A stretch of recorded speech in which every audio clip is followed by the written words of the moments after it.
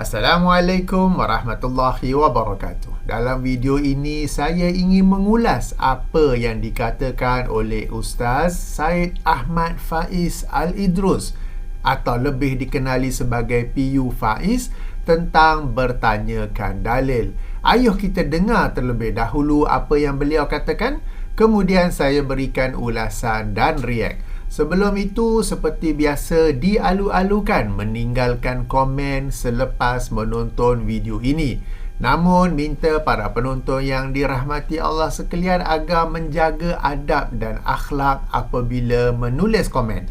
Ayuh kita jadikan video ini dan video-video saya yang lain sebagai sarana menambahkan ilmu dan kematangan, bukan pula selainnya. Baik, ayuh kita dengar. Sebab tu dalil ni bukan dicegah kita minta. Ni masuk bulan Rajab ni, Waq Mi'raj, Isra Mi'raj. Tanya dalil, mana dalil? Masuk nisfu Syaban pula. Mana dalil ustaz buat Yasin 3 kali, mana dalil? Nanti ni tanya dalil. Bagus tanya dalil tu, tak tegah. Tapi nak tanya dulu, kamu yang tanya dalil tu orang awam ke mujtahid mutlak, ulama mujtahidin? Saya orang awam je ustaz, tapi saya nak tahu jugalah dalil. Awak orang awam? Ya, saya orang awam. Kalau orang awam, dalil dan nas ialah perkataan ulama. Boleh nak bagi dalil? Qala Syafi'i, qala al-Maliki, qala al-Hanbali, qala al-Rafi'i, qala Syekhul Islam Zakaria Al-Ansari, qala an-Nawawi, qala Ibn Hajarin, qala Suyuti, qala Ramli, qala Qaffal, qala Zarkashi. Apa ni banyak sangat nama ni nanti ni. Saya tak buat ni ustaz. Saya nak qala Allah. Nanti ni. Qala Nabi sallallahu alaihi wasallam sahihun. Saya nak tu. Mana. Tadi awak kata awak orang awam. Orang awam, nas dan dalil tu ialah perkataan ulama. Bermakna awak mujtahid mutlak lah. Ada mazhab dah kah? Nama apa awak? Khalid. Ada nama mazhab Khalidiyah? Tak ada. Bukan ditegah minta dalil. Ada orang kata jenis ustaz-ustaz pondok, tutup lebah pondok ni, tutup guru ulama pondok ni, dia nak bagi orang awam jadi bodoh. Apa? Jangan minta dalil, jangan tanya dalil. Amal je. Bukan itu maksud dia. Jangan minta dalil dengan makna hak di sisi ulama mujtahidin. Kalau dalil di sisi ulama mujtahid, Al-Quran hadis. Sebab tu Imam Ahmad bin Hanbal bila orang-orang bagi cerita kata Sufyan Ats-Tsauri keluarkan ijtihad hukum begini. Dia kata mana Al-Quran, mana hadis? Memanglah. Kerana Imam Ahmad bin Hanbal mujtahid mutlak, mazhab Hanbali, pendiri mazhab. Orang yang berkelayakan untuk bertanya Al-Quran hadis. Dia layak kerana dia faham Al-Quran hadis. Makanan dia layak bagi dia. Adapun kita, mana dalil? Dalil di kita tu ialah qala ulama. Bukan tegah minta dalil. Nanti ni qala ulama tu ialah dalil di kita. Bayi nak makan, jangan makan, mati bayi. Bukan tegah bayi tu makan. Bagi makanan sesuai dengan dia. Nasi lecek, nasi setung, bubur nasi, susu dada, susu ibu, susu lembu, susu kambing. Tu makanan bayi. Adapun nasi biryani, nasi arak, nasi hujan panas, hujan itik-itik, dagang lagi. Nasi kabu, hak tu makanan untuk orang tua, tak layak untuk baby, untuk bayi. Tapi dia pun tak boleh, nak juga nasi kabu. Mati kau dia makan. Tu nisbah kita buat contoh. Al-Quran hadis dalil di sisi ulama mujtahidin. Perkataan ulama, ijtihad ulama, dalil di sisi kita orang awam. Bila ulama berijtihad harus sunnah, mustahab, nanti ni mandu. Tu dalil. Apa ciri khas ni? Ulama kata harus, ulama kata sunnah. Tu dalil. Mana Quran hadis? Maaf, saya bukan. Okey.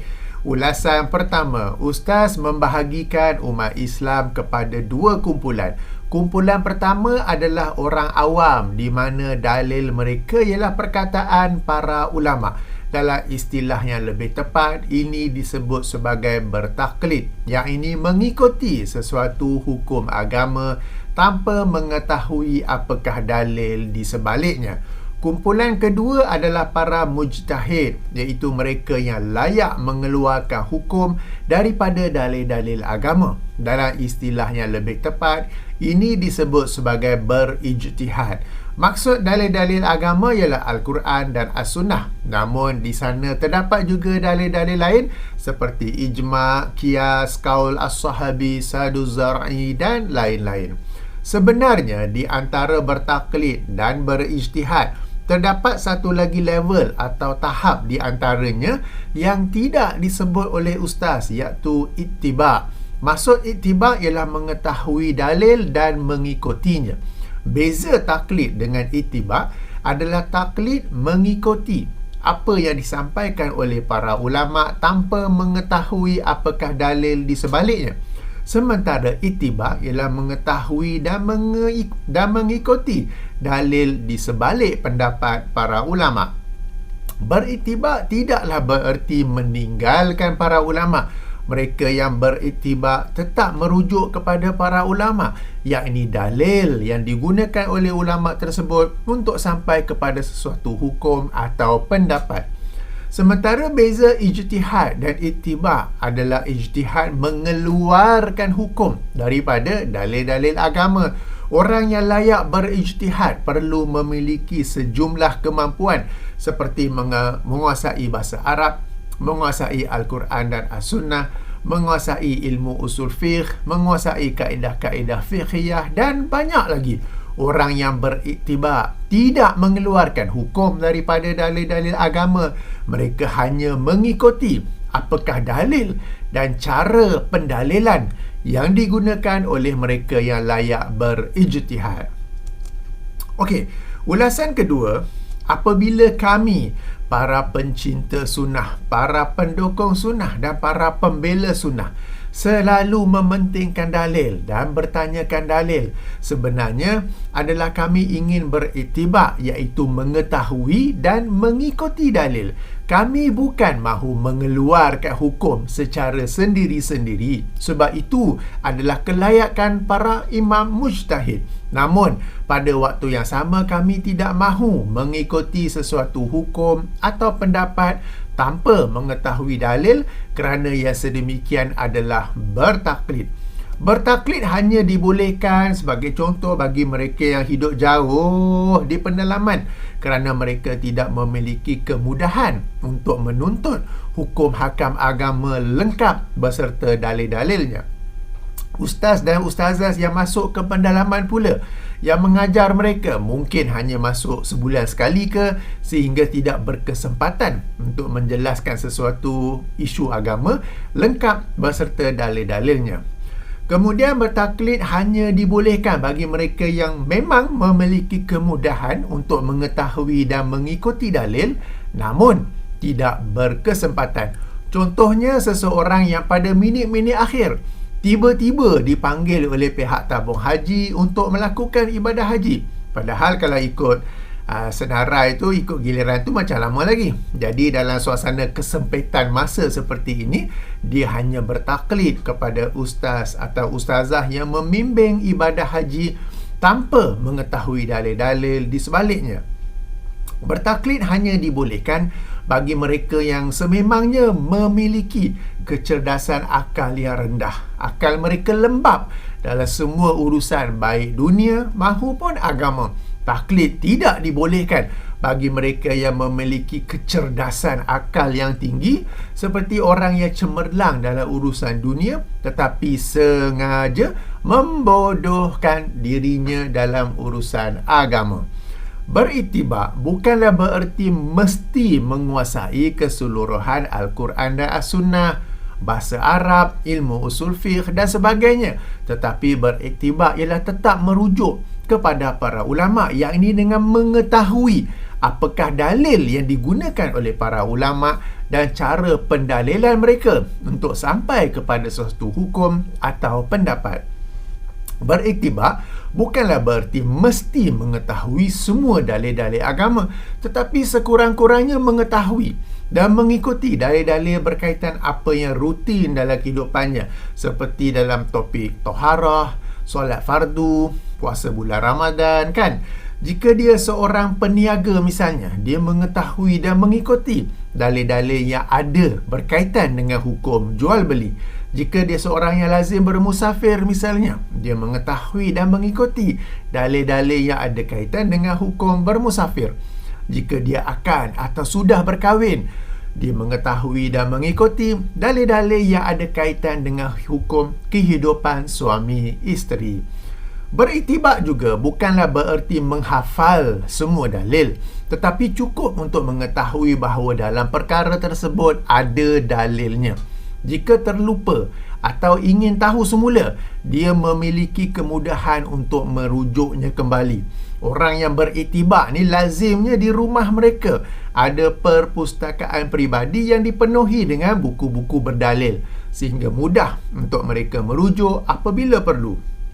Orang beritibak ni juga telah mengenal pasti beberapa laman web yang berdasarkan dalil, berasaskan dalil untuk dijadikan rujukan apabila perlu. Okey, ulasan ketiga. Apakah dalil bahawa kita sepatutnya beritibak dan menjauhi taklid, kecuali bagi beberapa kes seperti yang saya sebutkan sebelum ini? Atau dalam susun kata lain, apakah dalil bahawa kita mesti mengetahui dan mengikuti dalil? Baik. Di sini saya akan mengemukakan 3 dalil daripada Al-Quran.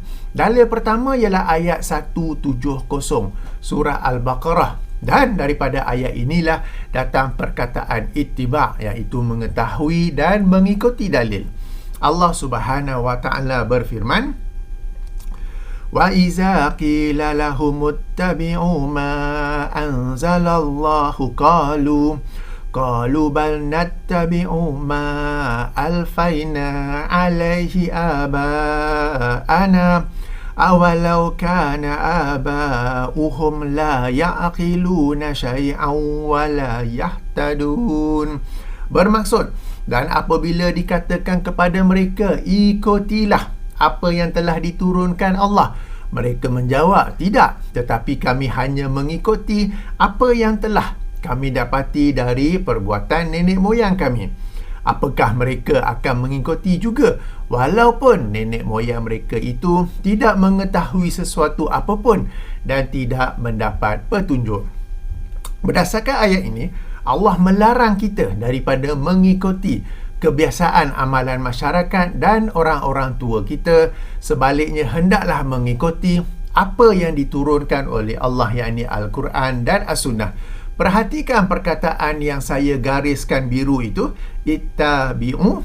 Dari perkataan itulah, dari situlah lahirnya perkataan ittiba', yang bererti mengikuti. Sebelum mengikuti, kita perlu tahu apa yang nak diikuti. Maka oleh kerana itulah ittiba' ialah mengetahui dan mengikuti dalil, iaitu apa yang diturunkan oleh Allah Subhanahu wa taala, yakni Al-Quran dan As-Sunnah. Jika kita mengkaji keseluruhan Al-Quran, akan ditemui beberapa ayat lagi di mana Allah Azza wa Jalla menyuruh kita mengikuti apa yang diturunkan, iaitu Al-Quran dan As-Sunnah. As-Sunnah termasuk dalam suruhan ini kerana Rasulullah sallallahu alaihi wasallam tidaklah mengucapkan atau melakukan sesuatu dalam urusan agama melainkan berdasarkan wahyu yang diturunkan kepada baginda. Baik. Di sini mungkin ada yang berkata ayat 170 surah Al-Baqarah mengkritik orang yang bertaklid kepada kebiasaan masyarakat atau amalan orang tua. Bagaimana jika kita bertaklid kepada para ulama, iaitu mengikuti hukum hakam yang mereka sampaikan tanpa mengetahui dalil di sebaliknya? Okey, jawapan bagi perkara ini terdapat dalam dalil kedua yang akan saya sampaikan, iaitu ayat 31 surah At-Taubah, surah yang ke-9, bahagian awal ayat, di mana Allah Subhanahu wa taala berfirman, ittakhazu ahbarahum wa ruhbanahum arbabam min dunillah Bermaksud mereka menjadikan, mereka mengambil orang-orang alim mereka dan rahib-rahib mereka menjadi Tuhan selain Allah. Terhadap ayat ini terdapat sebuah hadis yang dikeluarkan oleh Imam At-Tirmizi dalam sunannya, hadis nombor 3020, atau penomboran lain hadis nombor 3095. Darjat hadis ini diperbincangkan. Imam At-Tirmizi sendiri berkata ia gharib, dan dalam satu manuskrip lain berkata ia hasan gharib. Syekh Shu'aib Al-Arnaud menilainya dhaif, sementara Syekh Al-Albani menilainya hasan. Sila rujuk Al-Jami'ul Kabir hadis nombor 3352 dan Silsilatul Ahadis As-Sahihah hadis nombor 3293. Pun begitu, meskipun ada perbincangan tentang darjat hadis, ia adalah sebuah hadis yang masyhur dikemukakan oleh para imam tafsir ketika menafsirkan ayat 31 surah At-Taubah. Baik, mari kita rujuk hadis terbabit. Ia daripada Adi bin Hatim radhiyallahu anhu. Beliau ini sebelum ini seorang Nasrani, seorang Kristian yang telah memeluk Islam. Kemudian dia mendengar Rasulullah sallallahu alaihi wasallam membaca ayat 31 surah At-Taubah ini. Lalu Rasulullah menjelaskan maksudnya. Rasulullah bersabda, "Ama innahum lam yakunu ya'budunahum, walakinnahum kanu iza ahallu lahum syai'an istahalluhu, wa iza harramu alaihim syai'an harramuhu." Bermaksud, ketahuilah, sesungguhnya mereka tidak menyembah orang-orang alim dan rahib-rahib tersebut. Akan tetapi mereka, yakni ahli kitab, apabila orang-orang alim dan rahib-rahib mereka itu menghalalkan sesuatu, mereka turut menghalalkannya. Dan apabila orang-orang alim dan rahib-rahib tersebut mengharamkan sesuatu, mereka turut mengharamkannya. Dalam ayat 31 surah At-Taubah ini dan hadis yang menjelaskan maksudnya, jelas kepada kita bahawa perbuatan kaum ahli kitab yang bertaklid kepada para ulama mereka dikira sebagai perbuatan syirik. Ini kerana mereka hanya mengikuti hukum hakam yang disampaikan oleh alim ulama mereka tanpa menyemak atau mengetahui dalilnya daripada Taurat atau Injil. Ini dikira syirik kerana mereka mentaati alim ulama mereka dan bukannya mentaati Allah. Di sini saya ingin meminta para penonton yang dirahmati Allah sekalian untuk berhenti sejenak, just pause for a while, dan bandingkan dengan cara beragama atau apa yang dilakukan oleh sebahagian umat Islam masa kini. Ada kesamaan atau tidak dengan apa yang dilakukan oleh kaum ahli kitab yang Allah kritik dalam ayat 31 surah At-Taubah ini? Kan nak sama kan? Itulah sangat penting bila kita baca, kita renung, walaupun ayat ini membicarakan tentang kaum ahli kitab, kita ambil iktibar. Macam sama je dengan umat Islam kan? Okey. Dalil ketiga ialah ayat 36 surah Al-Isra, surah yang ke-17, di mana Allah Subhanahu wa taala berfirman, "Wala taqfu ma laysa laka bihi ilm, innas sam'a wal basara wal fuada kullu ulaika kana anhu mas'ula." Bermaksud, dan janganlah kamu mengikuti apa yang kamu tidak mempunyai ilmu tentangnya. Sesungguhnya pendengaran, penglihatan dan hati, semua itu akan dipertanggungjawabkan. Dalam ayat ini Allah melarang kita daripada mengikuti apa yang kita tiada ilmu tentangnya. Apabila bercakap tentang urusan agama, maka ilmu yang dimasukkan ialah dalil-dalil Al-Quran, As-Sunnah dan selainnya. Ayat di atas ataupun ayat ini jelas-jelas melarang taklid, iaitu mengikuti sesuatu hukum agama tanpa ilmu di sebaliknya, tanpa mengetahui apakah dalil di sebaliknya. Ulasan keempat, mengetahui dan mengikuti dalil menjadi lebih penting apabila berhadapan dengan perkara khilaf, supaya kita dapat tahu dalil bagi setiap pendapat. Jika ia sama-sama kuat, kita dapat berlapang dada dan bersikap terbuka kepada khilaf tersebut. Akan tetapi, Walau bagaimanapun, namun begitu, jika pendapat pertama memiliki dalil yang kuat, sementara pendapat kedua memiliki dalil yang lemah, cara pendalilan yang salah atau tiada dalil langsung, maka kita pegang pendapat pertama dan tolak pendapat kedua. Perkara ini penting kerana cara beragama di Malaysia ialah cipta amalan terlebih dahulu. Apabila ditanya dalil, barulah mereka tercari-cari dalil. Apabila dikemukakan, ternyata ia dalil yang tiada kaitan, cara pendalilan yang salah atau cara pendalilan yang dipaksa-paksa. Paling lazim ialah mereka kemukakan dalil umum untuk beramal soleh. Cara lazim ialah Rasulullah tak buat, tapi Rasulullah tak kata jangan buat. Dalil mereka lain apa? Rasulullah tak kata pun tak boleh buat kan. Kalau macam tu tak payah ada Rasulullah lah, sebab kamu boleh saja beribadah apa saja kan. Apa guna adanya Muhammad sallallahu alaihi wasallam sebagai Rasul Allah?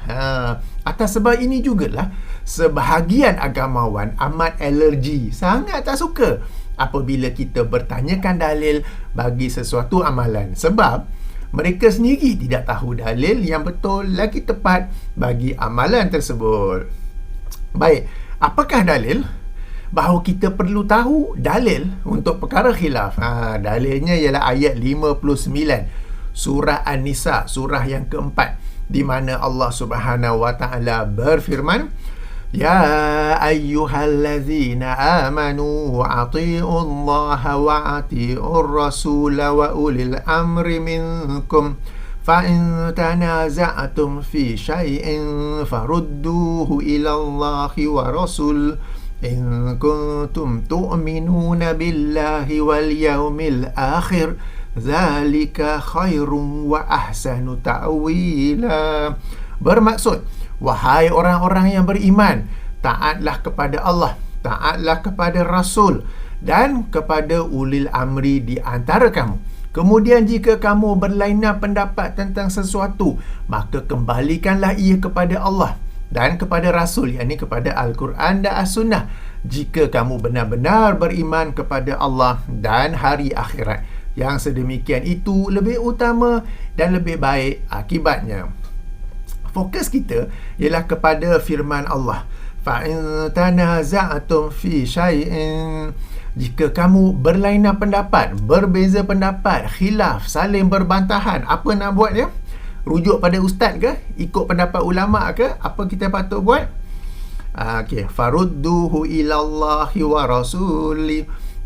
Kembalikanlah isu tersebut kepada Allah, kepada Allah dan Rasul, yang ini Al-Quran dan As-Sunnah. Pendapat yang ada dalilnya, itulah pendapat yang benar atau yang lebih kuat. Pendapat yang ada dalil yang betul. Kadang-kadang dia orang letak kat dalil, tapi bila kita kaji-kaji lain macam dalil tu, tak kena kan. Okey, kita melakukan ini bukan untuk memenangkan pendapat sendiri, bukan untuk membenarkan pendapat aliran sendiri, tetapi kerana in kuntum tu'minuna billahi wal yaumil akhir, jika benar kamu beriman kepada Allah dan hari akhirat. Okey, ayat 59 surah An-Nisa. Sila bookmark ayat ini, selalulah rujuk. Okey, ulasan kelima. Ada yang berkata boleh bertaklid kerana Allah Subhanahu wa taala berfirman dalam ayat 43 surah An-Nahl, surah yang ke-16, Fas'alu ahla zikri in kuntum la ta'lamun. Bermaksud, maka bertanyalah kepada ahli ilmu jika kamu tidak mengetahui. Saya pun tak tahu macam mana ayat ini boleh jadi dalil. Ini yang saya kata, kadang-kadang ada ayat Quran tak semestinya menjadi dalil yang betul. Kerana memang kita bertanya apabila tidak tahu. Akan tetapi bertanyalah kepada ustaz, ustazah, agamawan yang kita ketahui, yang kita kenali, akan memberikan jawapan dengan dalilnya. Jangan bertanya kepada ustaz yang menyindir, mentertawakan, memperbodohkan orang yang inginkan dalil, sebagaimana rakaman yang kita sama-sama dengar tadi. Bahkan berdasarkan ayat-ayat Quran yang sama-sama kita baca tadi, hendaklah orang yang ditanya menjawab berdasarkan dalil. Jika tidak ingat dalil, tak mengapa. Jika pada saat itu bukan semua orang boleh ingat dalil kan. boleh saja menangguh dan menjawabnya di kemudian hari. Apa yang saya sendiri syorkan ialah setiap ustaz, setiap ustazah ada laman Facebooknya sendiri. Kalau dalam satu majlis ceramahnya, majlis kuliahnya, dia ditanya soalan, dia tak ingat dalil, dia tangguh, tapi dia kata lagi 2-3 hari tengok Facebook saya akan jawab dengan dalil-dalilnya. Itu caranya. Bukan main tembak saja. Oh, dalam mazhab Syafi'i sekian. Padahal tengok mazhab Syafi'i cerita lain. Sebab dia tak tahu, dia tak ingat. Tapi to give credibility, untuk memberi nilai kepada jawapannya, dalam mazhab Syafi'i sekian. Ataupun ijma' sekian. Jumhur sekian. Padahal bila kaji-kaji tak pun kan. Okey, ulasan ke-6 dan terakhir. Saya sebenarnya berasa kesal menonton video Ustaz Syed Ahmad Faiz Al-Idrus sebagaimana yang saya mainkan di awal video ini. Beliau jelas-jelas menyindir dan mentertawakan orang yang bertanyakan dalil. Padahal bertanyakan dalil bukanlah untuk kita berijtihad mengeluarkan hukum daripadanya, tetapi untuk mengetahui dan mengikuti dalil. Bertanyakan dalil bukanlah sesuatu yang sia-sia, tetapi merupakan sesuatu yang ditekankan oleh dalil juga. Yang ini ayat-ayat Al-Quran yang sama-sama kita baca tadi. Dan perkara ini tidaklah terhad kepada Ustaz Syed Ahmad Faiz Al-Idrus sahaja. Saya maklum beberapa agamawan lain yang turut merendah-rendahkan orang yang suka bertanyakan dalil. Kepada para penonton yang dirahmati Allah sekalian, moga video ini menjadi pencetus umat kan, pencetus kepada diri anda sendiri untuk membiasakan diri mengetahui dan mengikuti dalil. Jadikan ayat-ayat Al-Quran yang sama-sama kita baca tadi untuk berubah daripada orang yang bertaklid kepada orang yang berittiba. Kita dahulunya, saya pun sama juga, bertaklid saja kerana demikianlah silibus pengajian agama ketika di sekolah. Kini setelah tamat persekolahan, apa yang kita belajar dulu kita sudah upgrade. Berarti kita dulu belajar macam-macam subjek, tapi bila dah habis sekolah kita sentiasa upgrade ilmu. Bahkan dalam pelbagai urusan dunia kita sentiasa lagi berterusan untuk upgrade ilmu. Tetapi kenapa ilmu agama masih di bangku sekolah? Kenapa ilmu agama masih di tahap jenis-jenis air, jenis-jenis najis dan membaca usuli bila kita nak upgrade? Kan? Jadi ayuh kita upgrade ilmu agama. Pada masa kini sangat banyak sarana untuk kita upgrade ilmu agama, maka ayuh kita memandaikan diri dengan upgrade diri sendiri. Mulakan dengan diri anda sendiri. Daripada dulu bertaklid kepada berittiba. Tak payah, kita memang tak layak untuk berijtihad pun ya. Bahkan kepada mereka yang di awal tadi, yang saya katakan ada pengecualian untuk bertaklid, seperti mereka yang hidup jauh di pendalaman atau mereka yang bodoh, ayuh kita berusaha untuk berittiba. Berdoalah kepada Allah, nescaya Allah akan membuka jalan untuk anda mengetahui dan mengikuti kalamnya, yang ini Al-Quran, dan kalam kekasihnya, yang ini Muhammad sallallahu alaihi wasallam. Kita berdoa, Allah akan makbulkan. Dan kalau kita berdoa untuk memahami agamanya, untuk mengetahui dalil daripada kalamnya sendiri, yang ini Al-Quran, daripada kalam kekasihnya Muhammad sallallahu alaihi wasallam, sudah tentu Allah akan bantu kita. Saya begitu hairan mengapa sebahagian agamawan kita nak dengar ayat Allah, firman Allah berkenaan isu ni, kita nak dengar hadis Rasulullah berkaitan isu ni, boleh pula mereka menyindir kita, merendah-rendahkan kita, sebab kita bukan minta sesuatu yang lain. Kita minta nak dengar ayat Quran tentang isu ini, tentang hukum itu. Kita nak minta apakah sabda Rasulullah dalam isu itu, dalam perkara itu. Mereka boleh tertawakan kita. Kita bukan nak berijtihad, kita nak mengikuti dalil. Di mana salahnya kan? Okey. Baik.